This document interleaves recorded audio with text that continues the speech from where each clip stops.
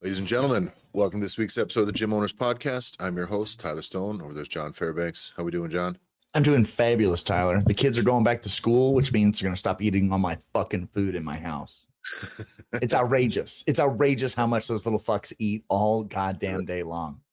I believe it. Mine's 16. I really don't know what he eats, to be honest with you. He doesn't even hardly eat with us, so I have no clue anymore. Yeah. All right, guys. This week we're going to talk about. We've talked a lot about gym ownership. We talk a ton about the business, marketing, sales side. We also want to talk because a lot of you as gym owners, I think gym owners that make their way from personal training or coaching people to ownership of their own fitness studio, gym, whatever that may be. I think that's a pathway. That's the pathway for the types of gyms that we kind of prefer to work with. There's a lot of other types that work great, but for us, it's the passion, connection to the clients, the understanding of what really needs to go on the ground, wanting to work with people, wanting to make a difference, wanting to have a hands-on impact in your community. That's kind of the shit that gets us fired up. And there's a lot of gym owners out there that don't have that bone in their body. It's not a part of the math for them. And so this process we're going to go through today is kind of the lifetime fitness journey, not of the clients, which is something we talk about a lot, but the lifetime journey of the coach. Where you're going to start out at, how you should start, what you should do to get started, and what you should do in the middle phases of your career to equip yourself for later on. And so there's going to be an evolution, and we like to make sure there's a lot of open doors and possibilities so that you can pivot, because there's nothing wrong with pivoting and staying in the pocket of the things you're interested in. So that's what we're going to touch on today: how to take your personal training from a passion to a profession to a long-term career, and how to not fuck it up, and how not to leave a ton of money on the table, because that's the biggest one we see. Lots of lost and missed opportunities for people being complacent. So we're going to get to this right away. Before we start, make sure you follow the show at the Gym Owners Podcast on Instagram. Follow it. Make sure if you're listening, wherever you're listening, that you hit subscribe, whether it's on YouTube, whether it's on Spotify, Apple. Please be subscribed to the show. That helps us out a ton. And if you want to work with us directly, you can go to gymownersrevolution.com. You also can join the Gym Owners Revolution Facebook group. The link is going to be in our show notes for that. So let's get started. The one thing too, Tyler, is I would say jumping out the gate, the reason why we want to always phrase it from from being a personal trainer and from that personal training perspective is, yes, like the care is there and the coaching is there, but understanding that being a gym owner, at least like you said, the gyms that we want to be working with, it's at the end of the day, you can run your business as a personal trainer. Running a gym is just, you're now over all these people, and now you no longer have to go use someone else's facility. It just gets to be your facility. Yeah. So if you're talking about like services and offerings and things that you can do, what makes a great gym owner and how you work with clients is what's going to make you a great personal trainer. And I think that that's why there's so many off ramps to where you're like, I don't want to deal with the bullshit of a building and land acquisition and managing other people. We talked with DJ Murakami so many episodes ago, but it's this idea where it's like, I never was interested in wanting to be able to be a gym owner because of all the bullshit that goes along with being a gym owner. So he just stays right in the pocket of being an outstanding personal trainer. Could DJ be a great gym owner? Absolutely. I guarantee you he would crush it, because having that type of a guy being able to mentor and support coaches and trainers that would want to work under him to engage with clients the same way that he engages with clients, like it would be huge. But if you don't want to do it, then don't fucking do that. Because you'll suck at it. Because as much as you could be good at it, you will suck at it if you don't want to do it. Because there's more to it than just, doing all the good shit. So yeah, where do we start? So where most personal trainers start as a coach, personal trainer, whether I'm going to kind of cover a lot of bases, but it's going to be one-on-one. You're going to be possibly maybe doing some group fitness, whether it's start coaching functional fitness, CrossFit, or some sort of studio group fitness class. But those are kind of like, I would guess, the three main ways. You're going to be one-on-one or you're going to be in a group. Yep. Most of those pathways are going to require, depending on the business you're working in or who you're working for, probably going to require some sort of certification. For sure. So if you're going to start, might as well start with that. That's easy. If you're waiting on getting that and you have any interest in being a coach, listen, there's two ways you can start. Get your certification and start getting clients, or start getting clients. And it comes down to Whatever works. I don't care, but but you should. They both probably got to happen. I don't push for gyms to require certifications, but someone's got to be a fitness professional. Is the way I look at it. Meaning they got to really, if I'm going to hire somebody, I don't require that they have a fucking some NASM certification that I don't personally respect it, but it's better than zero. And it is much like a college education, a way for me to tell that they've put a little bit of legwork in. And I can maybe, as a gym owner, facilitate somebody getting a certification. But the first thing I'm going to want to see, as someone's going to make this a career, is going to be a little bit of goddamn initiative here. So being somewhat invested in your education more than the certification, that's what's important to me. So if you're interested in learning, start learning, right? The and, certification is just a box you can check while you're learning some stuff. But for a new coach, I get that box checked, I guess. Unless, like I said, unless you got the smoke to where you can just start coaching people right away, then fuck it. Fucking what keep them, move forward, and you can check that box as you go, or you cannot. Well, and what I don't like is the barrier to entry piece, where I think it is important, if you own your own shit, you need to protect yourself from fucking weirdos that are just going to show up and be like, well, I lifted weights once, or I think I'd be a good coach. It's like, what do you do now? It's like, well, I drive a 16 wheeler. It's like, kind of need to have a little bit higher of a barrier than just letting like anybody walk in that Yeah, thinks they're good at it. you can't just be like a gym doofus who's like, I just like to get real hands on with the chicks at the gym now. You know what I mean? You can't. Yeah, so you Well, got to keep your eye on that. There needs to be at least some sort of a. Again, I there's nothing wrong with a coach wanting to be a part-time fitness coach. I think for a side job, I think that fucking rules, because you can make 50 to 100 and 150 bucks an hour if you want, depending on how you're packaging your stuff. You can build new products. You can lay a lot of groundwork as a part-time personal trainer or coach to either it being a very lucrative, worth your time side project, or you can then pivot into a full-time thing. I believe most coaching jobs start out as part-time. I wouldn't hire a full-time coach at any gym. That there's not a gym, John, that you and I work with directly, that unless there is a client base that demands it, where their hours are full, that we recommend anybody just bring somebody on full-time.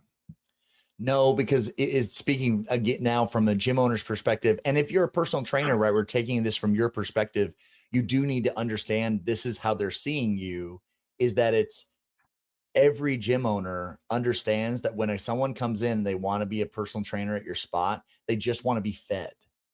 They want to say, I want you to hire me. I want you to pay me to then also have you give me all the clients. Yep. So it's understand that that's not a sexy proposition. If you're a personal trainer, coming to somebody, be like, that's not how it works. And is that I waffle on this a little bit, like fundamentally, but I think that what we do is different from other business. So this other business, what's the word? Other types of business. That is how it works. Like if I'm gonna go get hired as an employee at an electrical contractor, like they're not expecting me to bring in clients, right? They do. They got the work, That and is they're gonna true. give me the work. And I guess there is something to be said about that. But just know that for you, as the coach, as the personal trainer, you don't want that. I know you may think you do, but the types of places that are going to feed you clients, that are going to give you, you're going to have no real sales responsibility whatsoever. You're not going to have to market yourself. You're not going to have to do any of your own social media. You're not going to be really responsible for much in regards to outcomes to the clients. They're just going to sell on the front end and then fill your calendar. That's fine, but you're going to make 15, 20 bucks an hour. I guess that's the fair thing, right? And the gym is going to keep all of it, and you're not going to have any of these clients be loyal to you. They weren't sold by you. They weren't sold on you. They were sold and handed off to you. And you're just now a fulfillment machine, as opposed to like the whole thing. And I guess that's the reason I prefer my coaches. If I bring somebody in, or if I'm walking through a young trainer through the early phases of their career, that it's like, I need you to be the professional the whole time. And there's plenty of checks along the way where when you're working with a gym and in a gym and you're selling your own clients and you're attracting people and marketing yourself, the gym's going to give you leads. Trust me. And I hope that you end up in the situation like I'm here, where like my demand and my schedule transcends most of the leads that I'm ever going to get from within any of the gyms that I work out of, the two or three. It's just they give me leads, but they're not that good, and they're not really aligned, and I'm too busy for the most part. And I'd rather have the people that chose me to work with me, who sought me out, who are already connected with everything I do on social media. All the messaging has been planted in their fucking brain. It's all done. Like the groundwork is all done. But by the time someone ends up with me, they don't know, oh, you the red gym, the purple gym, or the blue gym. And that's all their association is with Yep. it. And it's like, no, this is Tyler. He's good shit. They connect working with me with the results that my clients have got. They connect working with me with my own personality, my own philosophy, which I publicly put out there on lots of things. That makes it much easier for me to attract the right kind of people who want to spend the money, who also are not going to be off put by the way that I talk, the way that I look, or the way that I think. So I want to hit on that then, is that we said the first piece, which is like the barrier to entry is get a certification. Yep. But I also don't like that being a barrier that you put in front of yourself for why you can't start training people. True. And you called it out, right? It's either you get your certification or you can start training people. And I just don't like the idea where it's like, well, I can't do anything until I pass this certification. It's like, okay, don't be so much of a bitch, right? Like I get it. You can't go work out at one of the large Globo gyms or at a gym where it's like, dude, you got to have a certification. Like, I don't know you from Adam. Like, you're not just going to be able to come in here and I don't know anything about you. You don't have any background per se, but that doesn't stop you from being able to, like, unless you are truly a transplant to where you live, no one knows who you are. You have no trust, no following, no nothing. Then, all right, you're going to have to borrow, right? You're going to have to borrow audience, but otherwise you should have people. Because Tyler, how at least 5 gym owners that we've worked with over the last decade have started in the park. Yep. Just in the park. We had one that didn't have any equipment. So him and his fucking cousin went to the lake and found the biggest rocks they could find, loaded them in the back of their truck, and then brought those to the park. And they did a rock lifting 6-week program to get people but it was those people that ultimately leads them to opening his own spot. Yep. Do you think he was waiting to get a certification? Start with clients. As long as you care, right. Start with clients. I think that there's a lot of truth in that. Now at that moment, you have some clients, you're starting coaching. Let's say, John, where are we at in this point? Let's say you have a certification, you got one just because the box has been checked. Or you're right around the moment you just got it sent to you in the mail. What do you do? Well, if I had a time machine, I would have gone back about a year, first off, and I would have been posting about fitness. Yep. So it is a little too late to all of a sudden become a fitness professional and have your public perception around amongst people that are in and around your community to fucking know that this is something you do want to do or care about. As a person who, before I started coaching people, I was getting asked about coaching people because I was posting about working out, posting about weight loss. You have to be publicly about fitness. Yeah. And those of you that don't, we have gym owners and coaches like that who don't do that. They don't post about it. They don't post workouts. If you follow their personal social media accounts, there's nothing really about fitness at all, or there's just nothing at all. And there's nothing wrong with not being a Facebook or Instagram fucking influencer. Yeah. I guess that slut. Those terms are pretty interchangeable, I think, kind of as the years go by. Yeah. I don't think you got to be like some sort of fucking Gary V content wizard. You don't got to start making a bunch of Hormozy type videos to be a good personal trainer, but people should know that you work out. Yeah. They should know that you care about it. And from there, they should know that you know about what you're doing. And they're not going to do that the moment you get your certification and say, okay, who wants to start paying me? There's a lot of groundwork that has to be done. And that's the issue. Groundwork, you got to be in earnest. So start now. If you have aspirations being a fitness professional, you better start to be publicly fit. You better publicly be posting about workouts. You better publicly, even if it's just you showing up to the gym, I'm fine with that. Hey, made it in today, working out today. That's it. But people need to know that you're about that life. Otherwise, they're going to think you're a poser. Yeah, Or even worse, by the way, another one of those predatory fucking mom fit, what's the word? Multi-level, mom level marketing fucking MLM. scams Yeah. where it's just like these people that don't ever lose any weight, they don't ever get in any shape. All of a sudden, they're announcing a weight loss challenge. Everybody get in. We're going to get fit this month. Yeah.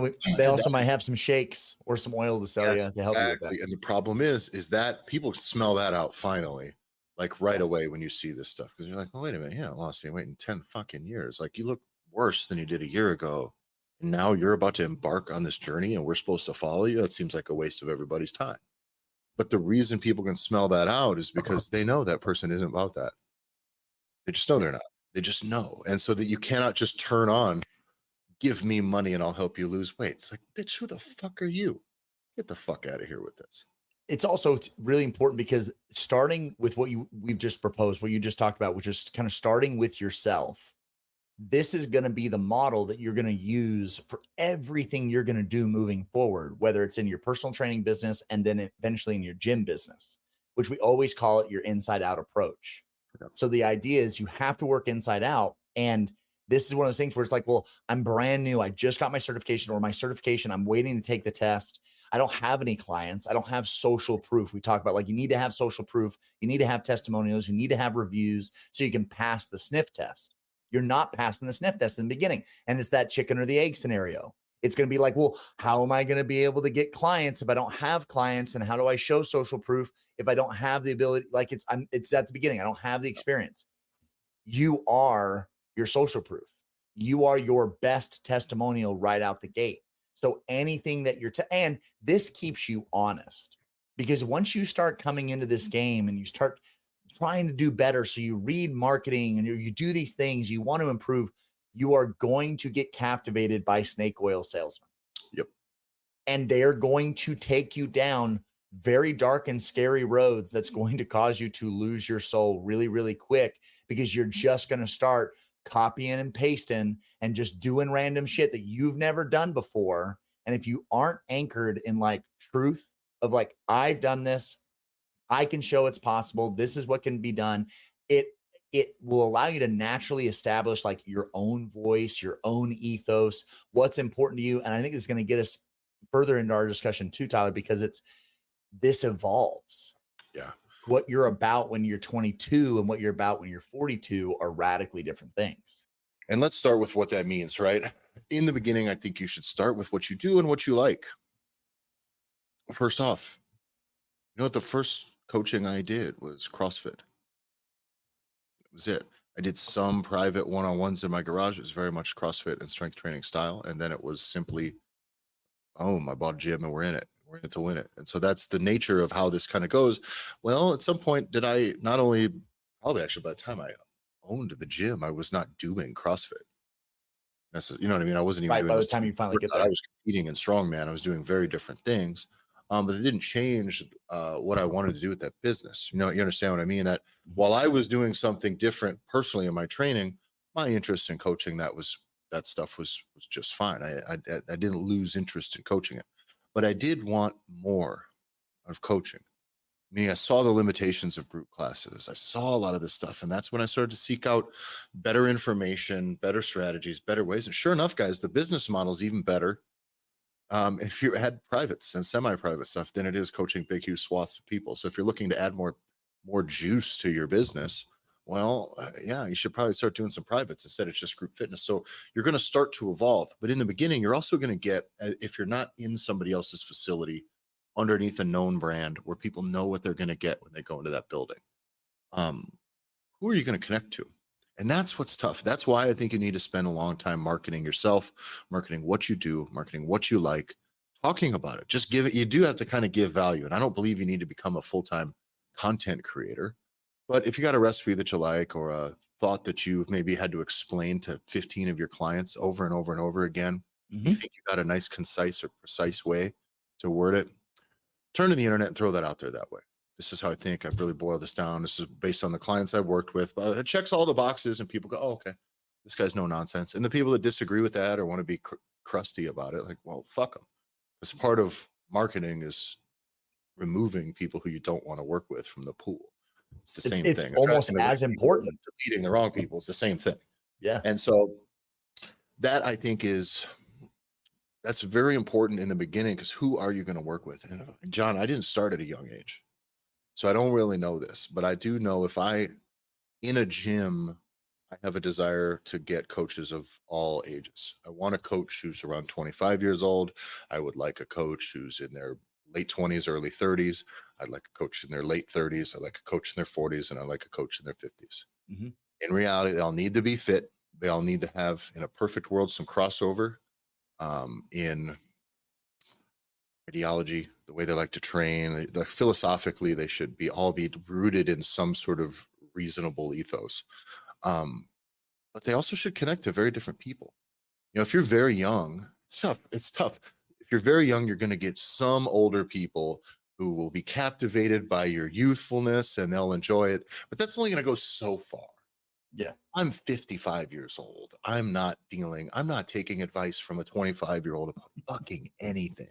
Not anything. Not a single thing.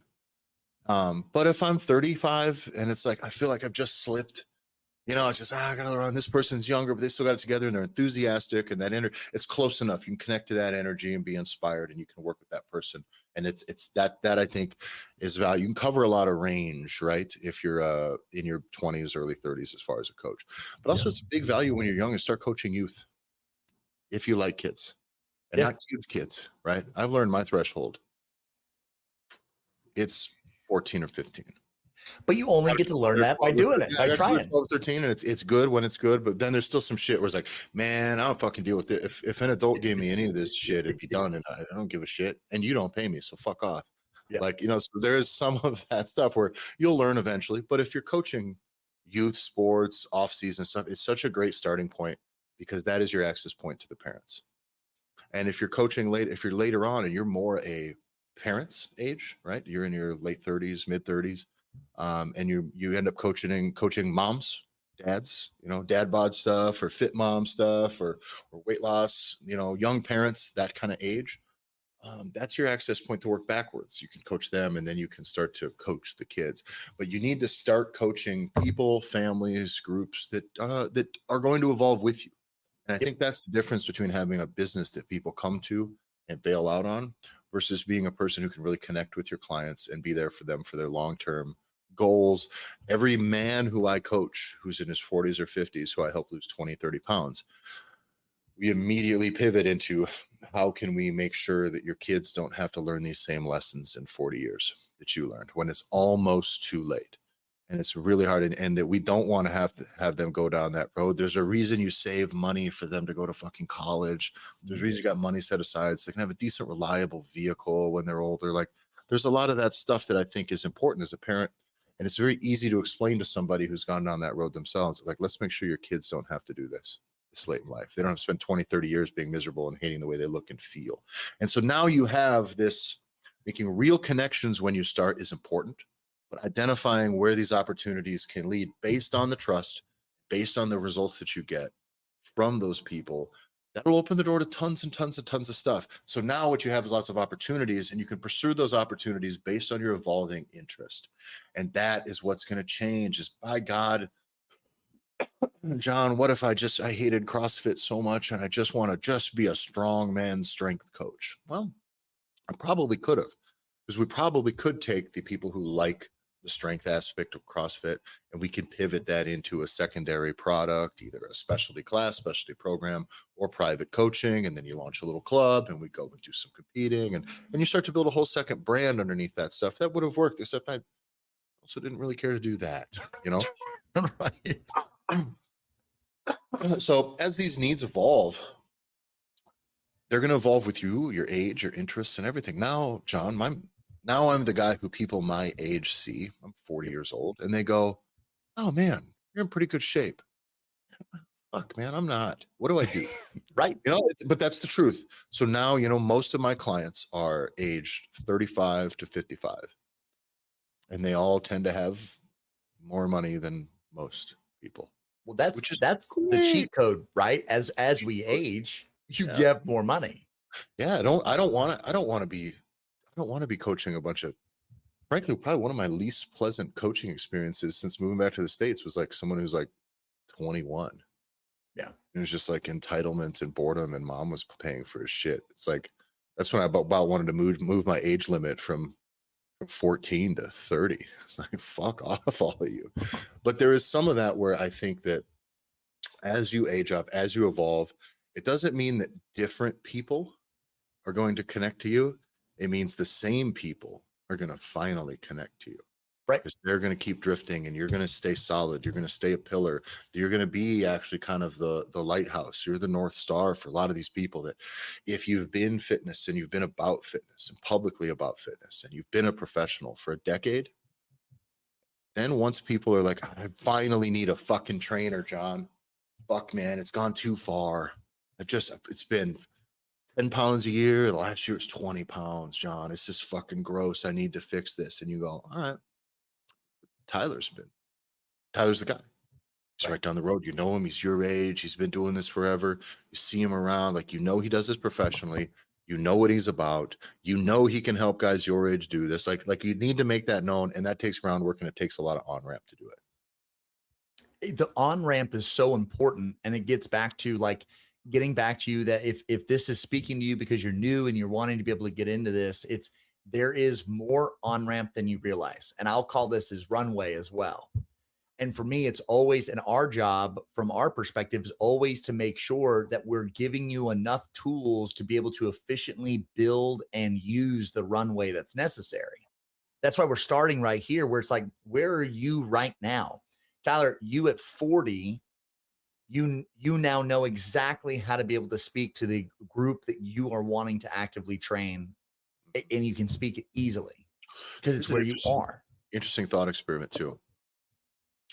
Of my clients right now, how many of them would I have been able to sell in 2016 or 17 when I first started coaching? Probably not, man. Maybe And one. definitely I wouldn't be able to call, Maybe well, I guys. certainly wouldn't be able to call my shots the way I do now. And I wouldn't be able to be as no nonsense as I am about it now. And it's not because of my wisdom. It's because there's not a foundation of, there's not, it fucking sucks to say it. There's not a brand built. Right. And at this point, whatever, call what you call it, and it sounds super corny, the way that I do and talk about fitness is my brand. That it is the reality of it. And as gay as that, as awful as that sounds, and corny as that sounds, okay, well, what's your brand? Well, what's your brand? What's your personal brand? I hate those conversations. I think they suck in marketing, but that is the reality. As a personal trainer, as a coach, you are your own brand, because over the course of my career, I could have been completely tethered to CrossFit from the beginning.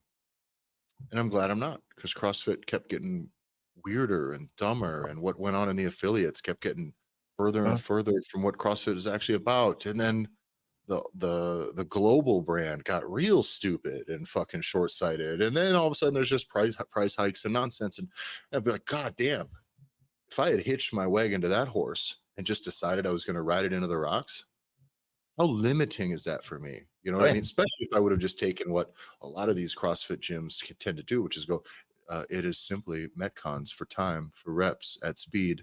That's it. Just group class, Metcons, Olympic weightlifting, speed. Just all of those components that like the most poorly executed CrossFit methodology, where they just do like hero workouts 3 days a week, you know, all of that shit. I cannot have like a logical approach to fitness and have that be 100% of what I am. So I'm glad I kept separate from all of those things and was willing to evolve. I like strength sports. I'm going to do that. We're going to talk about that. Because I started with losing weight. That's where it was for me. So my own journey starts to give me the pathway to that. And now over all these years of trying to teach people the way I did it, which isn't necessarily the way, and then the way I've refined it over helping lots of other people lose weight, is now I have a pathway that's like protected. It's the quickest route, might be the best route, it might be the safest route.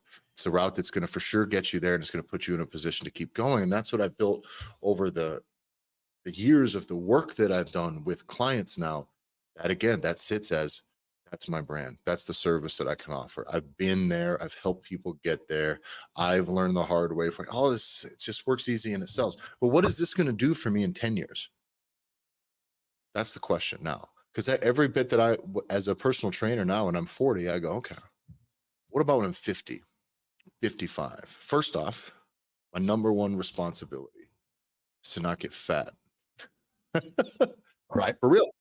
For real. I can't be the personal trainer who's jacked at 40 and then the fucking wheels just came off at 55 and then wonder why I can't get clients, especially younger clients. You know, that's a tough one, or older clients at this point. Because then I'm trying to say, oh, you can really be fit late in life. So as long as I can keep my shit together, however, you continue to be the lighthouse, you continue to be the North Star. And every decade that goes on, people who slip further and further and further, not only as people age, do they need help more, but they have money to pay for help more. They're not the guys that are broke fucking power lifters, spend most of their time on bodybuilding.com, reading forums, arguing on the internet on Elite FTS and all those old school forums. There was just bunches of fucking bros who didn't spend any money on anything but a singular gym membership and steroids. So T Nation. And we're just, yes, the old T Nation stuff. Yeah. T Nation was the one I was looking for right away. Yeah. Yeah. The old T Nation forums. But those are the, awesome.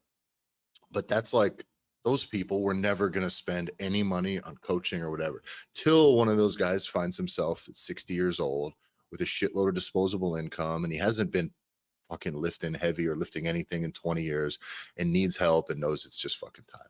Well, smarter, wiser, with more resources, and the want is more urgent. It's a great way for me to evolve, coaching people that are about the same age as me, while also being able to still leverage my experience and being able to coach what I would also prefer, which is youth off-season sports. Kind of like my pocket is going to be guys around my age, a decade older, a decade younger, for weight loss and general fitness, and then also high school students, because that's fucking awesome and they rule and they work hard. And I can't give all my old guys steroids, but all those high school students are just chock full of fucking testosterone at this point, where it just makes training easy and fun and they make tons of fucking progress. It fucking rules, dude. It rules. And what a great way to plant a seed in like a young man's brain, which is like the gym fucking rules. Got the biggest dude around walking me through the gym, giving me confidence, rooting me on, showing me how it's done, and we're getting big results. That fucking rules. That rules. But that I think I can keep that going as long as I age. Because if I'm a parent, I have no respect for the 24-year-old kids that come out of exercise science program that then get plugged into the hospital and then they just tell the kids, now this is the person who's in charge of your high school off-season sports at the weight room. You're like, all right, it's fucking, is this quote unquote man, 175-pound man who can't bench press his own body weight, can't jump worth a shit, who I never saw do anything good in sports. I've also never seen him do anything physically impressive, and they don't look physically impressive.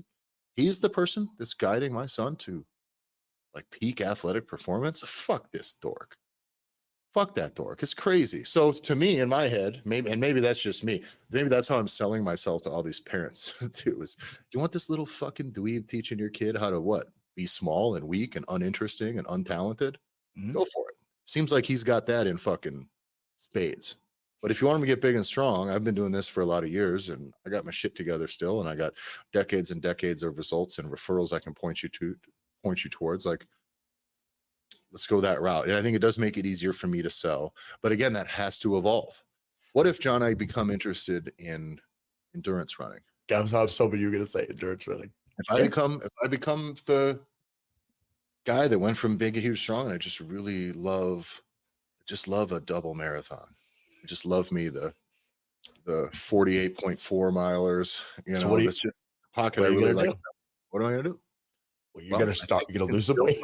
Weight loss. Yes, I have to lose some weight. I think you can still coach weight loss, and I think you still coach strength training as long as I've been building a brand the whole time. Yep.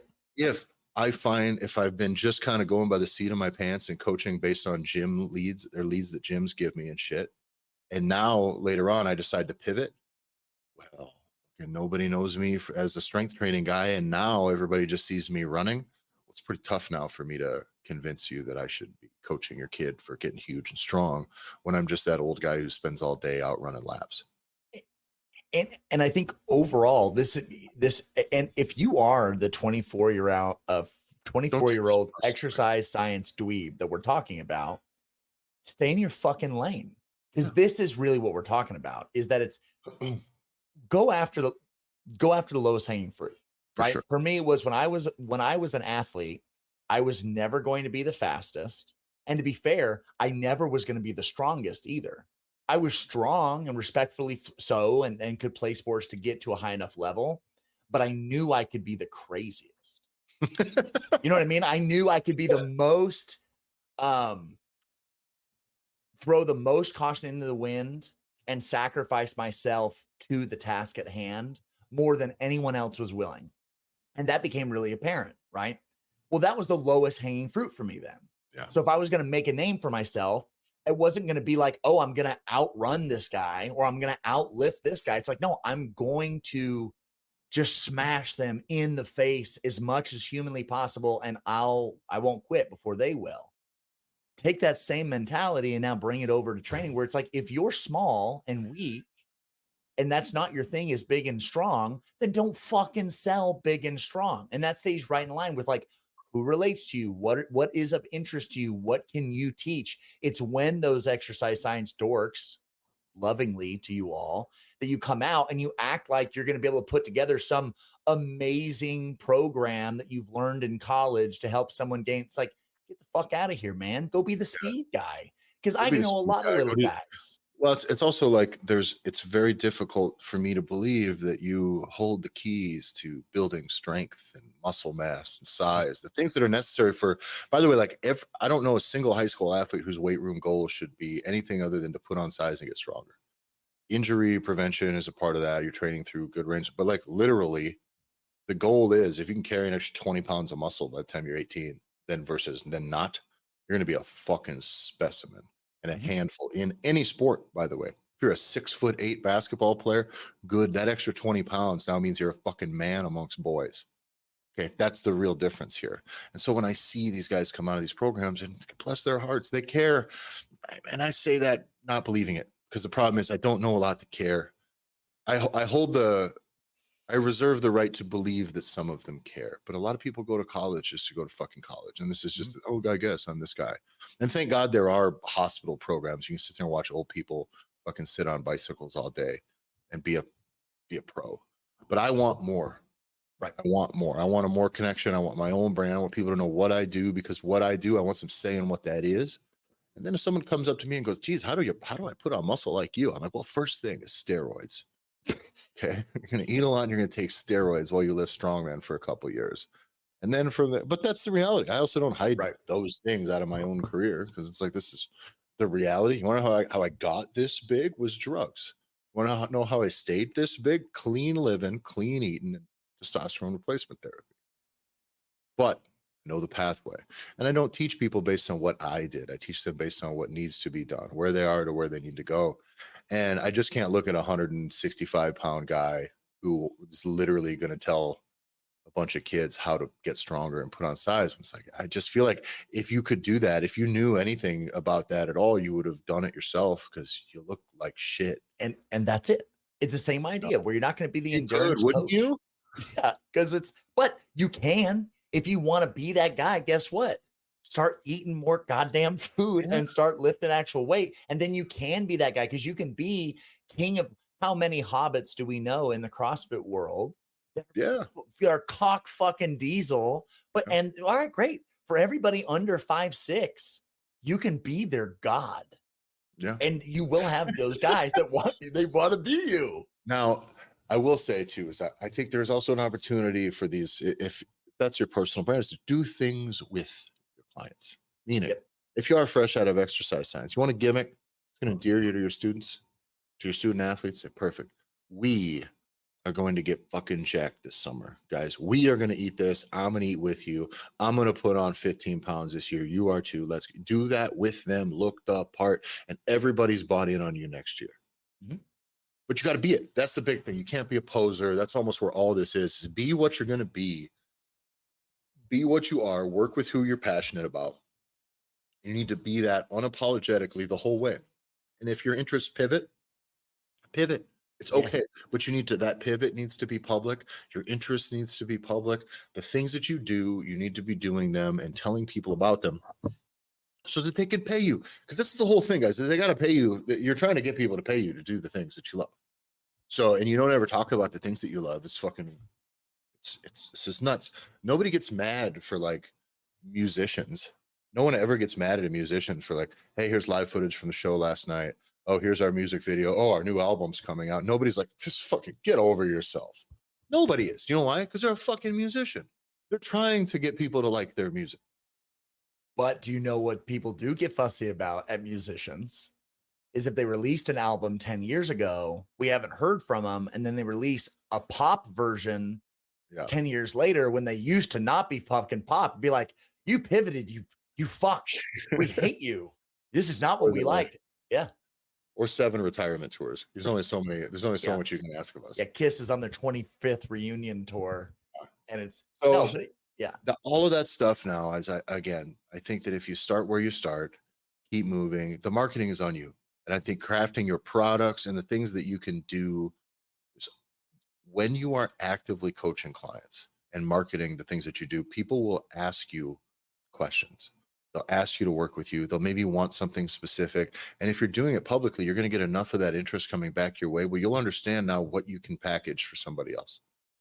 John, I've been running just weight loss for dudes for a while on my online coaching, and it's been going great. And then it's like, let me just put a little feeler out there. And it sold like 4 or 5 8-week just muscle building programs.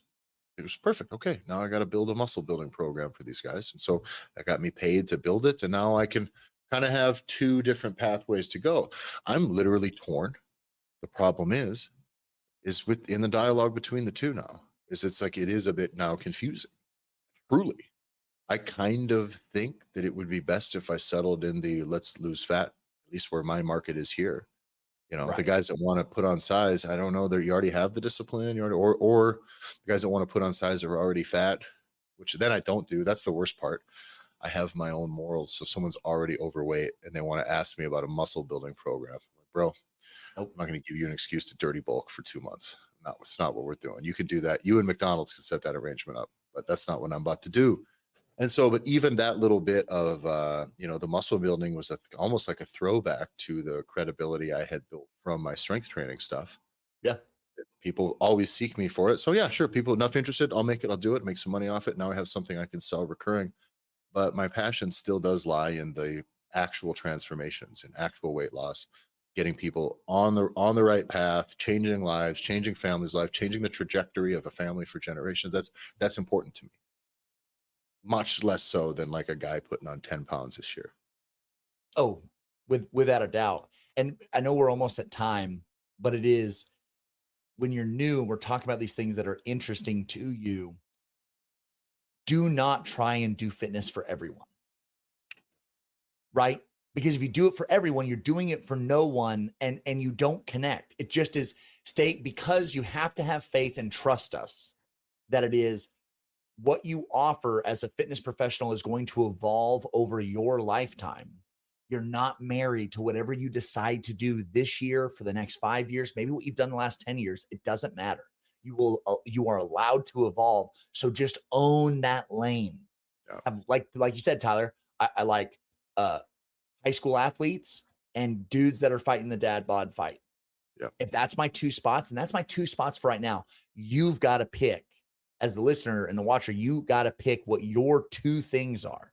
And it's called a niche and it's called your avatar and it's all these stupid fucking names. But whatever you want, it's 2 things. What are your focus areas? And just live there. Talk to those people. Think about those people. Make sure it connects to you close enough because it'll make everything easier and everything you want to do next. And then you evolve. Guess what? Probably more than likely evolve with those people because those people won't stay those people. They'll evolve too. And now you're able to be there to help. Yeah.